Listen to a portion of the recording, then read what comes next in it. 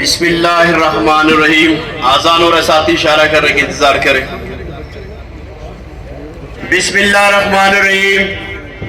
پنڈال میں بیٹھے ہوئے ہمارے تمام قبائلی اکابرین،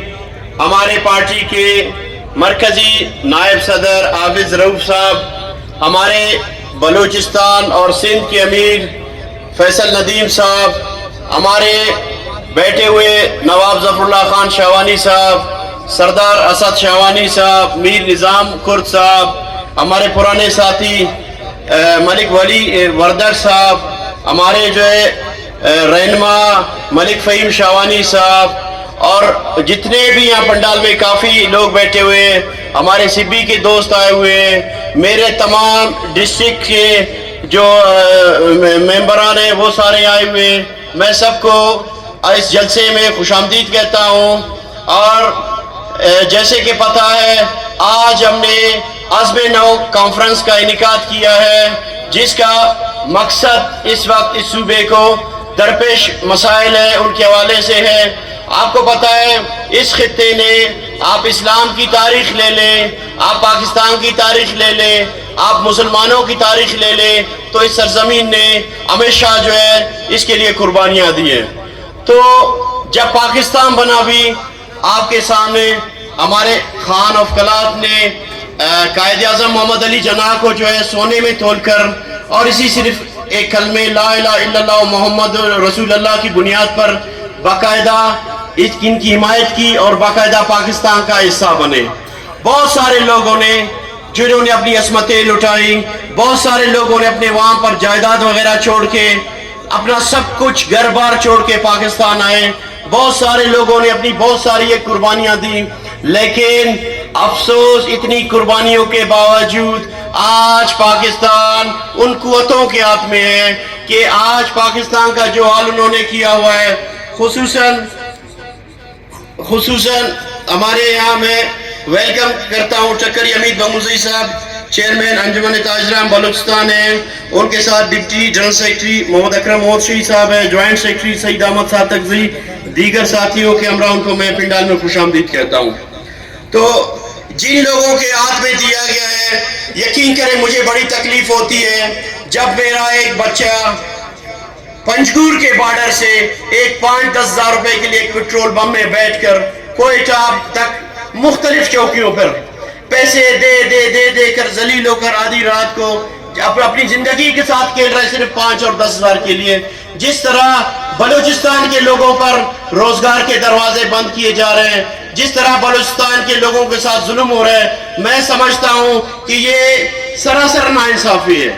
اگر آپ نے اسمیگلنگ بند کرنا ہے تو بارڈرز پہ بند کریں. کیوں آپ لوگوں نے ڈرامہ بنایا ہوا ہر چوکی کے اوپر لوگوں کو بلیک میل کر کے ان کو ذلیل و خوار کیا ہوا ہے؟ آج بلوچستان کے لوگ نان و شبینہ کے لیے ترس رہے ہیں. آج آپ چیئرمین پرلت کی حالت دیکھیں، آپ یقین کریں اس دن کوئی زمینداروں کا احتجاجی کیمپ لگا تھا بلوچستان اسمبلی کے سامنے. جب میں ان کے پاس ہمدردی کرنے پہنچا ہوں تو تقریباً 6 سے 7 دیگر لوگوں کے کیمپ بھی لگے ہوئے. میں سمجھتا ہوں اتنے احتجاجی کیمپ، اتنا احتجاج اس حکومت میں ہو رہا ہو، میں نہیں سمجھتا ہوں کہ بلوچستان کی تاریخ میں ہوا ہے. لیکن جس طرح لوگ اسمبلی میں آئے، آپ ان سے امید کرتے ہیں، آپ یقین کریں جس طرح یہاں ورک چل رہا تھا، لوگ آتے تھے کہتے یار جلسہ میں 2 جیتے ہوئے ہم ہیں. ہم حیران ہوتے تھے، یہ آ رہے کہتے میں جیت گیا ہوں، بولتے میں جیت گیا ہوں، محبوب آرے گا کون؟ لیکن یقین کریں وہ لوگ جو 100-200 ووٹ نہیں لے سکے آج ان اسمبلیوں میں بیٹھے ہوئے، جو لوگ کروڑوں یا اربوں روپے لے کر دے کر بیٹھے ہوئے، آپ کو لگتا ہے آپ کے مسائل حل کریں گے.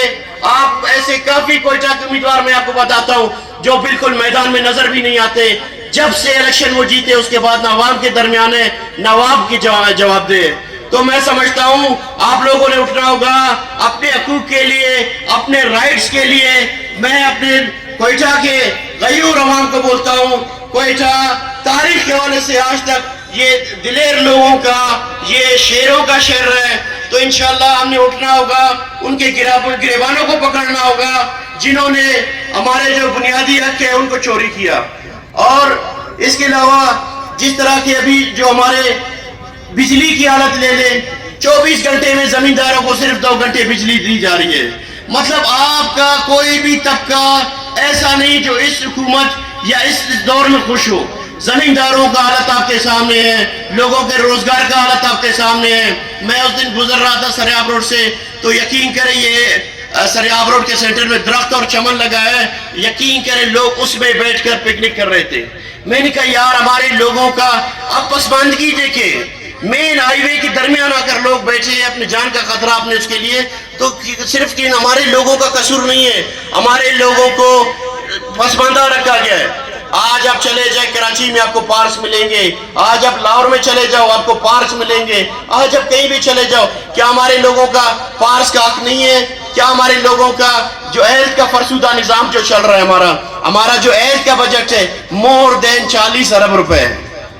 آپ مجھے بتائیں صرف 6 ارب روپے انہوں نے ایلوکیٹ کیے ہوئے ہیں یہ لوگوں کے لیے صحت کارڈ، تقریباً سارے غریبوں کا علاج ہو رہے ہیں، 1.5 سال ہو گئے وہ 6 ارب روپے ختم نہیں ہو رہے۔ آپ کا جو فرسودہ نظام تعلیم یہاں چل رہا ہے، جو اربوں روپے اس پہ لگ رہے ہیں، آپ کو پتا ہے اس فرسودہ سرکاری تعلیمی نظام کے لیے جس میں ایک کلاس میں 100 بچے بیٹھے ہوئے ہیں، اس کے ہمارے صوبائی حکومت کا ایک بچے کے اوپر 8 سے 10 ہزار لگ رہا ہے۔ آپ مجھے بتائیں پینے کا پانی آپ چلے جائیں یہ کوئٹہ کے اندر کیا حال ہے؟ کوئٹہ کے اندر ٹینکر مافیا نے ایسا ماحول بنایا ہوا ہے کہ لوگ بالکل واسطہ کا کوئی کردار ہی نہیں ہے، ایک سوچے سمجھے منصوبے کے تحت لوگ پینے کے پانی کے لیے ترس رہے ہیں، 3 ہزار روپے میں ٹینکر خرید رہے ہیں۔ آپ بلوچستان سے باہر چلے جائیں، یہ دور نہیں آپ سے بھی آنورڈز، آپ یہ کچی چلے جائیں، آپ ڈیرہ مراد جیسے میرے بھائی نے کہا کہ آپ اسلام آباد اور ان کے وہاں پہ بیٹھے محلات میں لوگوں کا آپ یقین کریں وہ اپنے اس پانی اپنی گاڑی کو دھونا گوارا نہیں کرتے، لوگ اس پانی کو پی رہے ہیں۔ ہم ریلیف کے کام پہ تھے، میرے ساتھ کچھ دوست آئے، انہوں نے کہا گاڑی روکو گاڑی روکو، میں نے کہا کیا ہوا؟ کہتا ہے یار ایک طرف یہ گدھا پانی پی رہا ہے اور دوسرے بکریاں پانی میں گھسے اسی سے بڑھ رہے ہیں، تو میں نے کہا لوگوں کے پاس کوئی آپشن نہیں اس کے علاوہ، یہ نہیں پیے تو کیا پیے؟